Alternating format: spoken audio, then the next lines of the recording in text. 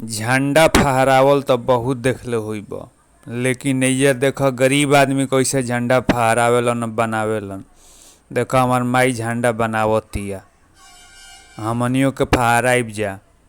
हाँ, गरीब आदमी के झंडा ना तो बाजार से जाके कीन के लेके बड़े झंडा लेके आ जैती जा। भइल है कि ना भाई, हमनियों के 15 अगस्त मनावल जाई। आ झंडा सियात तरुए, माई सियतिया आ झंडा अब तैयार हो गईल।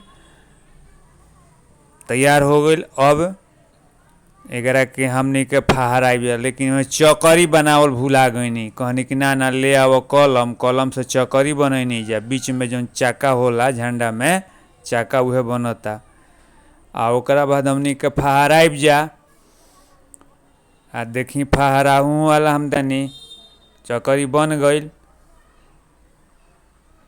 अब उतना तो हमनी के नियम कानून ना जानी ला जा, सीधा भइल कि चल एकरा के बना के फहरा देनी जा। माई फहरौलस, आई जा हमनी के अपन जयकारा मनैनी जा। भारत माता की जय, भारत माता की जय, जयकारा मनैनी जा।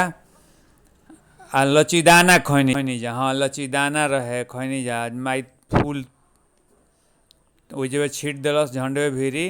हाँ, ओइजे फूल छीट दिलस झंडा भीरी।